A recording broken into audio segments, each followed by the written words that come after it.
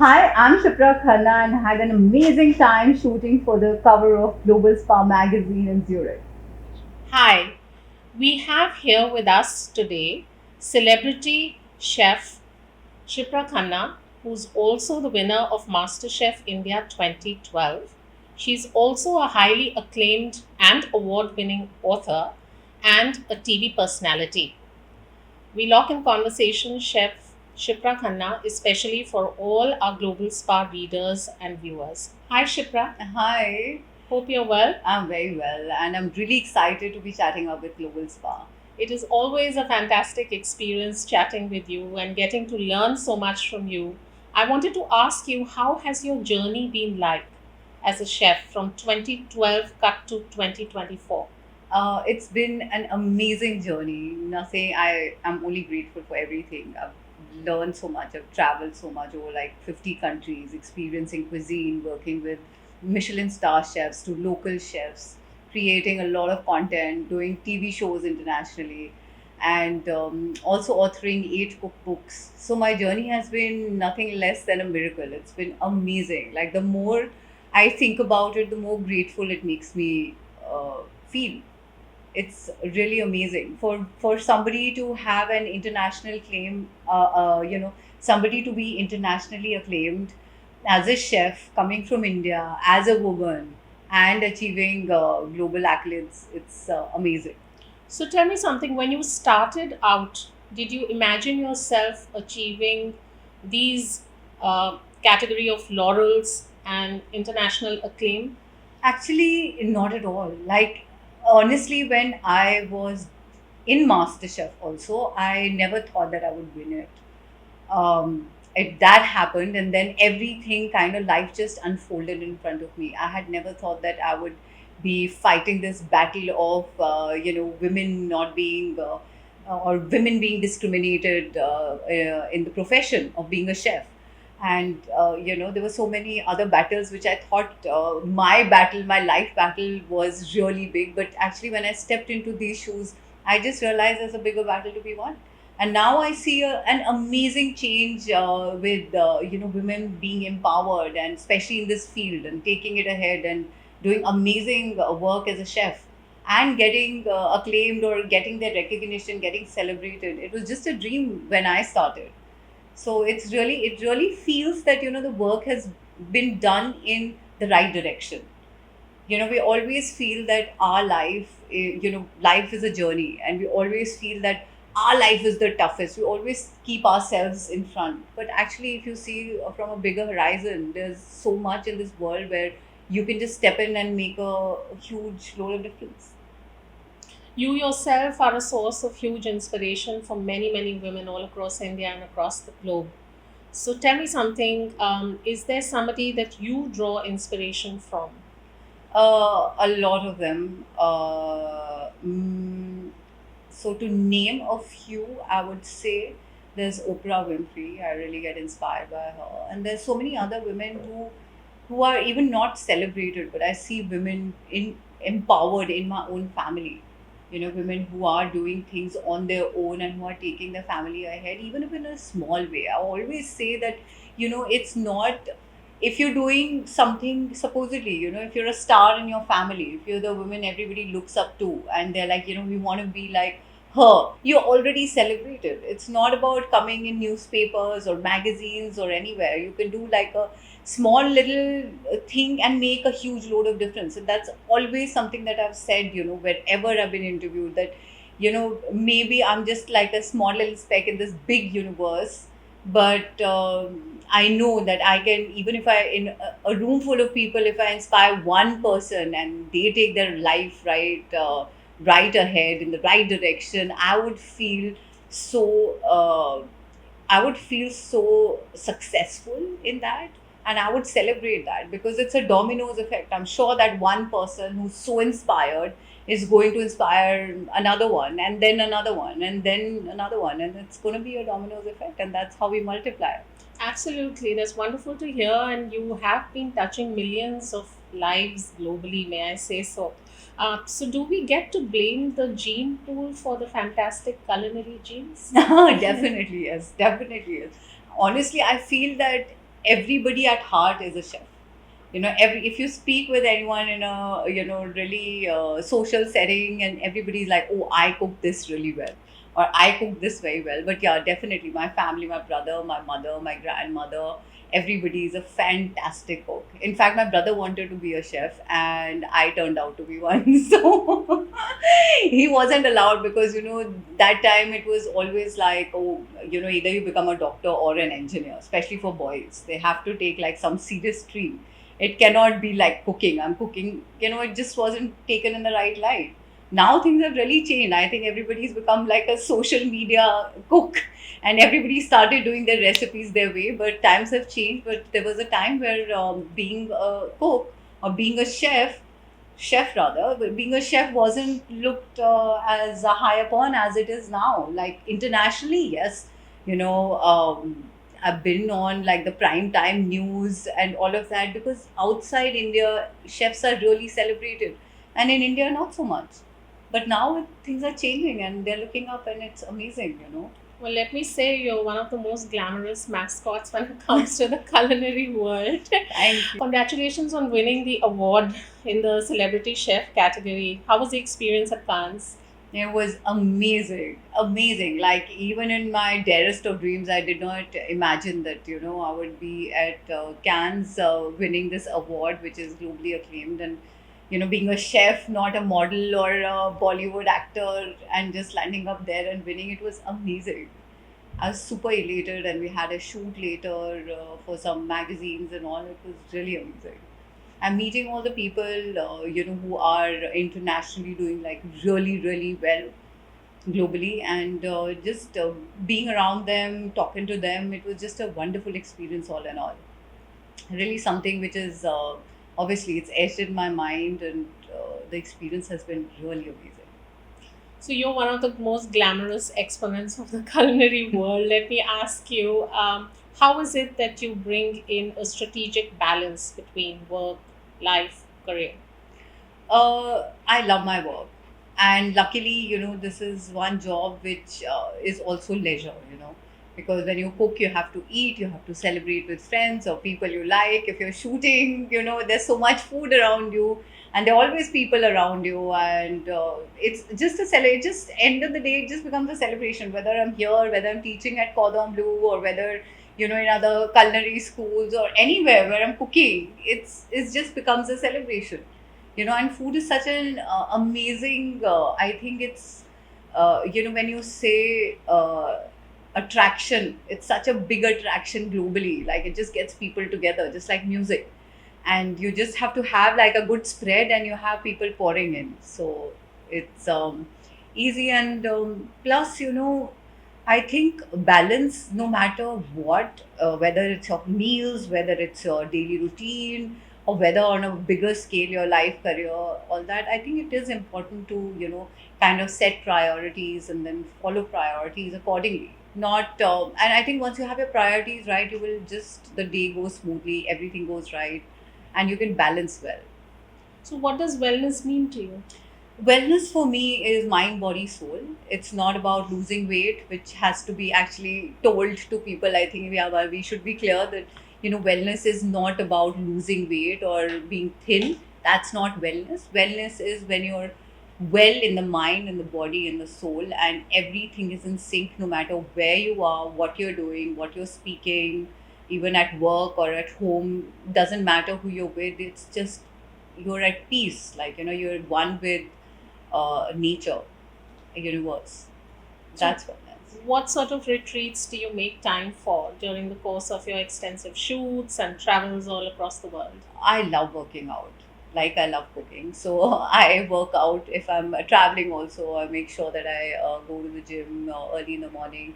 And then I do yoga. I think yoga is the best for wellness when you speak about wellness. Just keep your mind and body in sync. I think everything goes well.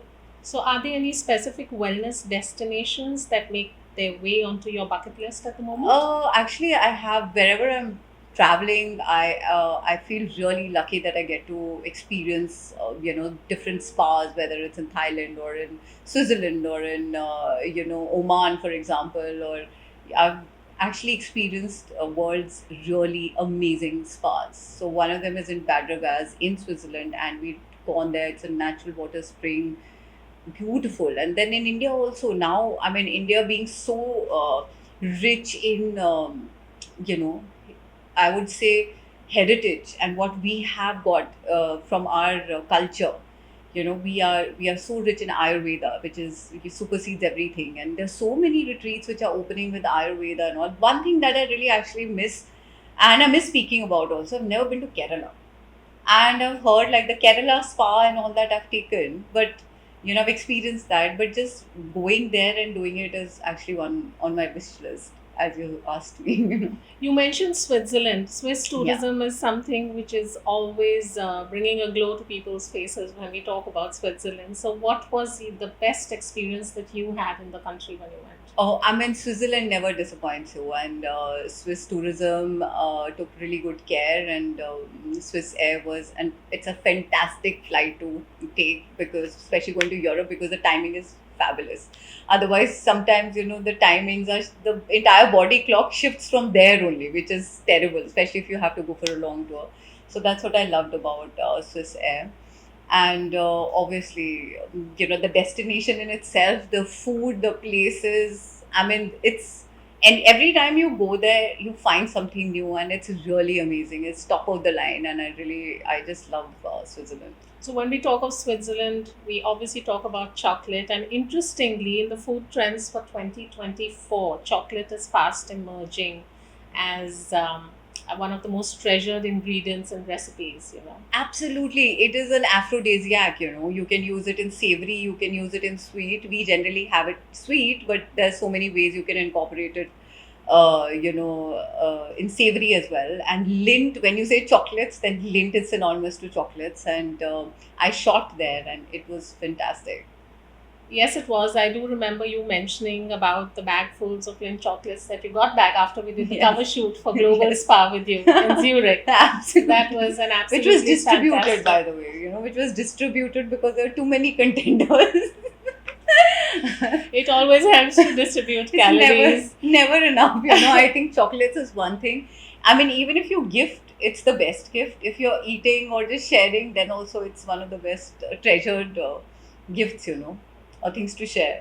I think one of the most treasured aspects about your personality is your amazing resilience, Shipra. And that is something that has held you in good stead throughout your career, especially when you have come across instances of discrimination in male dominated kitchens. So, what would your comment on that be? Has the situation changed radically now if we look at 2024? See, this situation per se, I don't know if it has really changed, because what I'm talking here is about when you are in the kitchen, right? Right. And when I started my journey being young in the kitchen, and giving command to elder chefs, is something that's not taken right in this country, because obviously they are elders. We respect our elders. You can't interview them, or it was from that perspective where I just felt that was the first time I actually felt that you're not welcome. you know so, and that is the first time I felt that being young is something that I want to grow older quickly. That was the first time I said, because the older you get, obviously you get it, certain things comes naturally with age. But yeah, I the change that I actually see after that is that more and more girls are coming into the profession, which makes me really happy. Because when I had started my career, there were girls were really not interested in coming in. They were not, maybe they face some biases, or it wasn't like one field where you could make your career. But now, yeah, you can, and so many youngsters are coming. It's really amazing to see. So, traditionally in India, we have always considered silver hairs to be equivalent with experience. And with the advent of social media, there has been the growth of an entire category of home chefs, bakers, cooks. What is your comment on this growing landscape? I have always promoted it, wherever I've been, and I'm like, I've always been telling youngsters to get into food. It's an amazing field to be. And see, everybody is not a doctor or engineer. So having parents having such expectations from children is just not right. right? But if you incline towards cooking or any culinary art, I mean, why not pursue it and see, where it takes you? You never know what life brings to you unless you try it. So I always coaxed the young generation that, cook and just make some, at least make a career out of your life. Just make whatever you're doing, just make a career out of it. And I'm so glad to see that it's booming right now. Like every second person has just come, and obviously it's not money making or it's not a career for everyone, but at least people are trying. And I think there's a peak for everything. Right. Like, there was a time where everybody wanted to be an air hostess, for example, right? So there's this time where everybody wants to be a chef. I don't know how long that'll last, but obviously the resilient ones will survive. And I think resilience and hard work are two things that really get you where you want to be. Whether people believe in you, I know it's really difficult to convince anyone right now when you are surrounded by circumstances where people just do not believe in you, and or whatever you say, it just seems like, it's not making sense, but it's making sense to you. So holding that fort really strong is a really really tough one, but once you do, I think there's nothing that can hold you back. But being a chef is also being pursued as a very glamorous profession, thanks to you and to many other glamorous women chefs also who are a part of the entire culinary empire. But also to say that, the slick edited versions of many of the food shows and MasterChef series across the globe, they are encouraging more and more youngsters Hmm. to think that cooking is actually a very easy line of work.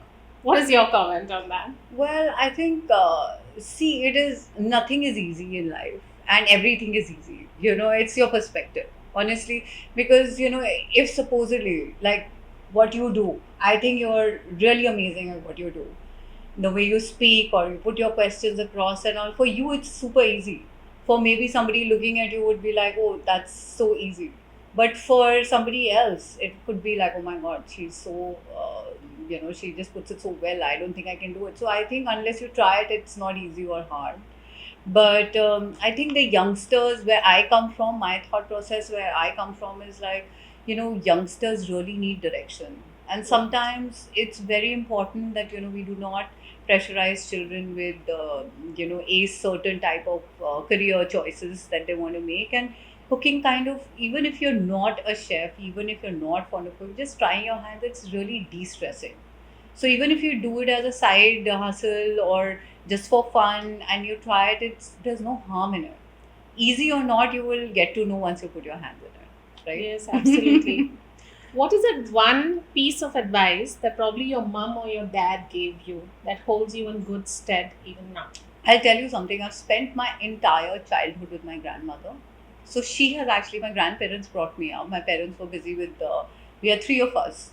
So, but I choose to be with my grandparents. So I used to be with them in their house. And so most of my childhood I spent there. And my grandmother always used to tell me, she's like, and I still remember, she's like, raise your word, not your voice. We've been brought up in a family where you don't talk loudly, you don't talk, respect your elders, you don't speak in front of your elders, and also this was the only thing that my grandmother used to tell me, that raise your word, not your voice. Flowers come from rain, not from thunder. And that's what I've, like, through thick and thin, whatever I've gone through life, I've just held that really close to my heart. And I'm really proud that I've never like shouted or been in a situation. Okay, I have been in a situation, but I've never really shouted at elders or really like raised my voice for proving a point. Can be in any kind of circumstance, whether it's at work or at home. It's never happened. So I think it was my grandmother would, she would say little, but it would mean so much, like in depth. Right. And whatever she said, now when I see myself in the world, I just feel that, these are certain like, rules that you got to live by. How it is, your family norms that you follow. So always keep that in mind, and I think it works. It's worked wonders for me. So whatever she said, it just stayed with me. So less is more, and that is one aspect that comes through also in tasting menus, right? So what is your food philosophy? What is the basic aspect that you keep in mind when you set a menu? It has to be in sync, course by course. And I believe in keeping it simple. Clean flavors, simple food. So it's always like a flavor forward menu. It is a flavor, technique, cuisine, everything intermingled. But when you see it on the plate, you can just see clean. Uh, when you see actually, it's, see, too many flavors complicate a dish, Absolutely. right? So every dish, if I'm giving you, say, salmon, and you try it and you get I achieve in making you taste the actual flavor of salmon with capers and, say, butter sauce or something. And when I do that cleanly in your mouth and on the plate, that's my food. It's simple. It's telling you what ingredient, and you can taste every ingredient.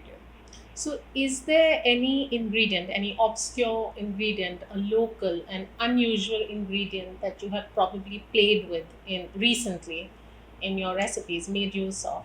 See, actually, I have my new cookbook coming out, and Can't and wait. and it's on desserts. Lovely. And so I have a copy for you, Thank which I want you. to show. That looks gorgeous. Thank you. So, yeah. So, the most magical ingredient that I found of late is millets.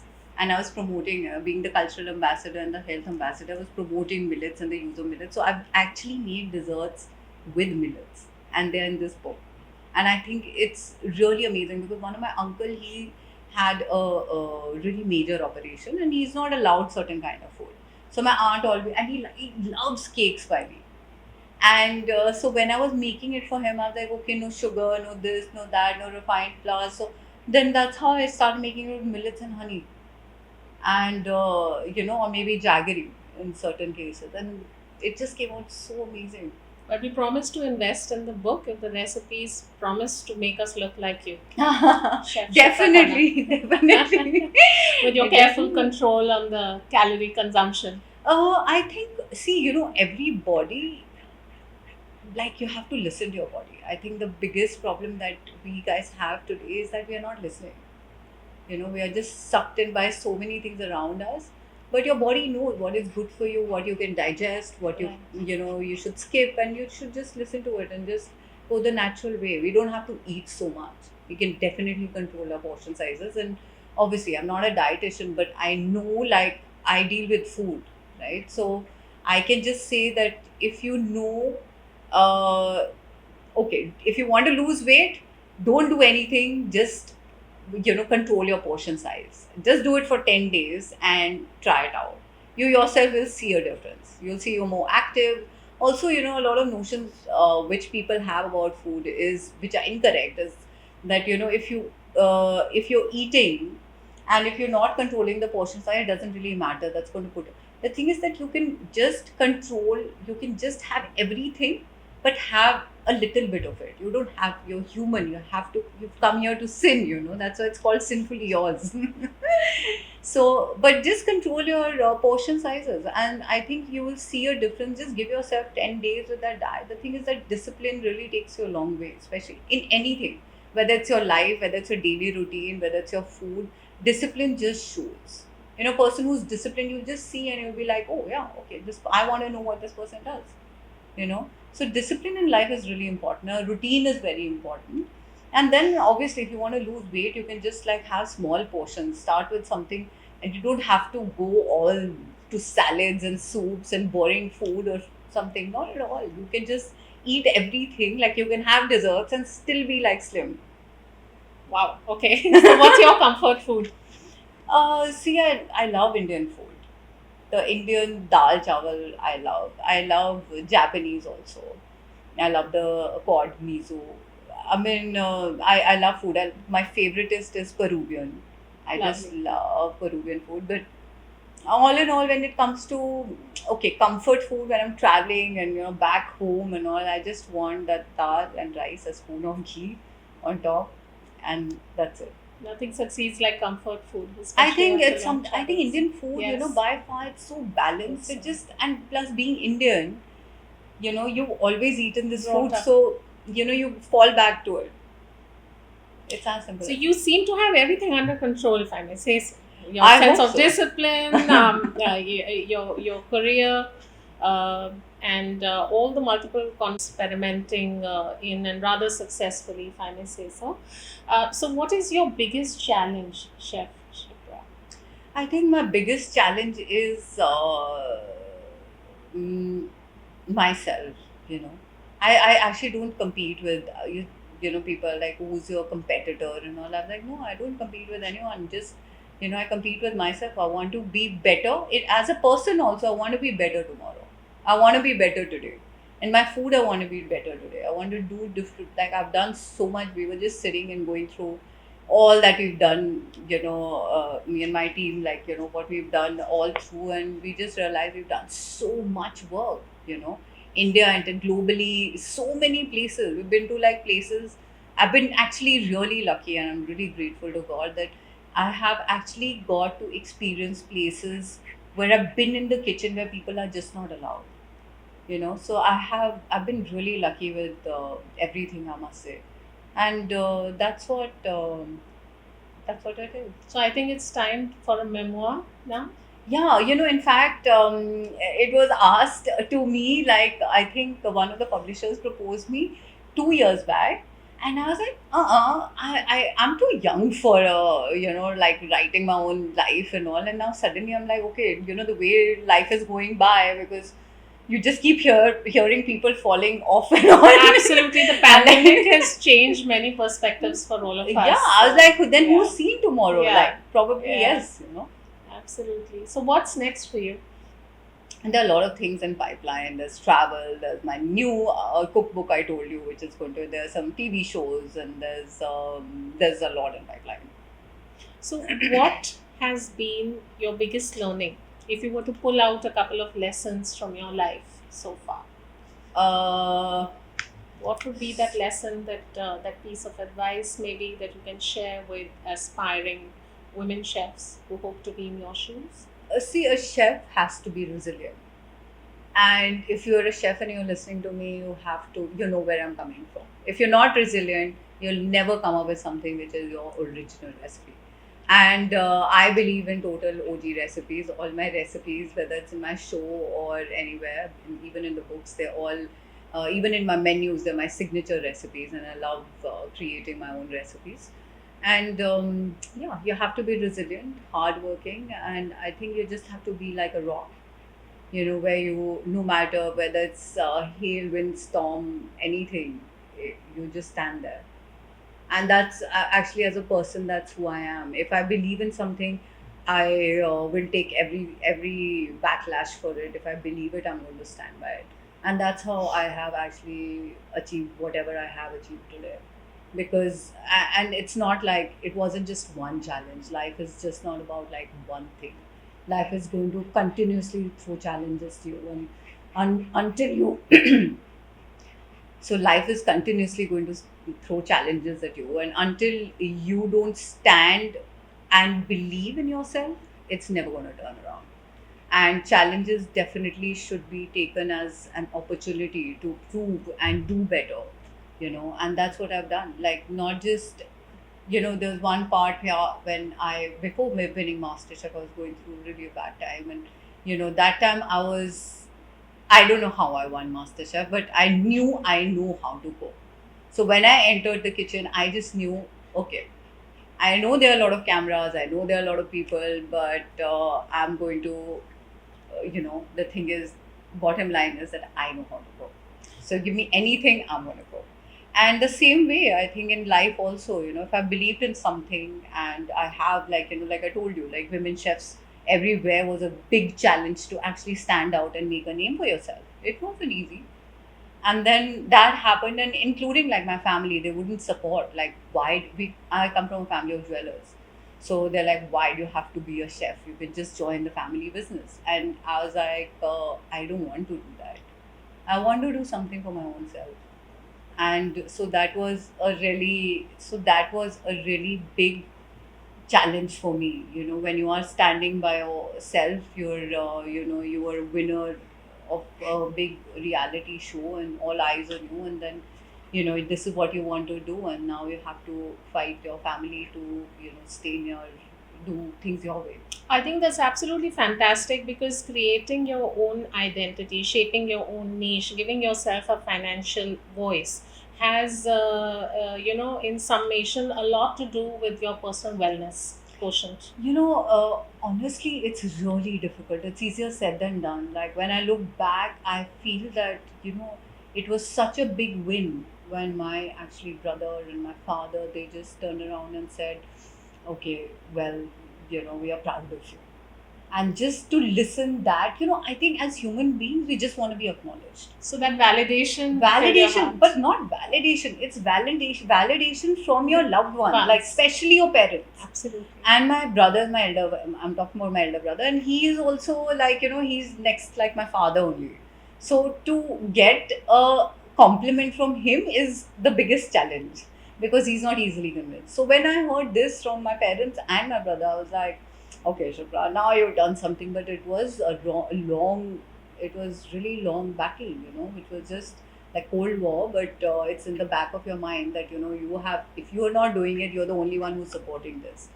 Like if you believe this is what you want to do, you're the only one who believes it. We don't believe. So there's nobody there. And you're just out there trying to prove your worth. And it just becomes very emotionally draining, I feel. And if you can survive that, then I think you can survive anything. So I think your passion driven work is what validates you at the end of the day. And that is Yeah. something that probably saw you through your whole host of personal challenges as well. All of us face personal challenges. Yeah. So it True. is very important for every woman to work. Yes, it is very important for you to have financial independence. It's for your own respect, it's for your own self, it's for your, and it's for a conducive environment as well. Because if you feel you're worthy, how will you feel your worth? See, we as human beings, we want to be acknowledged or we want to be heard. And how do you, okay, your job pays you, fair enough. But in a way your job is paying you for who you are, so it's kind of validating, like, okay, you're worth 10 rupees, here you are. And those 10 rupees means the world to you. That you can be sitting next to a billionaire, trillionaire, whatever, but your hard earned money is something that you would value, is something that will take you ahead, and today you earn 10 and tomorrow maybe 15 and then 20, and it just gives you independence. And it's very important for your own self respect and what women have gone through in this country, throughout the world. I think it's very important for everybody to have their own identity. It's extremely important. I think it's just the way the world has been made. It just brings in respect. I think you've carved a fabulous identity for yourself in the public space, which brings me to the point that you have an incredibly charismatic persona. And how is it that you set the boundaries between your public life and your personal life? See, firstly, choosing my place to stay because I'm always traveling and I'm always in the center of the city. So I wanted to be away and still be, because when I'm working, I'm surrounded by people, and your brain actually needs some calm time, me time. I'm a creative person, right? I also do art, and I also do. I write my books. I also create my recipes and all of that. So you need some brain space. So I just kind of disconnect my professional life where I'm treated like a star, and like you have an entourage of people running around doing your thing, and then coming back to basic. And I don't actually. I always keep my base in mind, my roots. Like this is where I've come from, and this is who I am. That keeps me very grounded.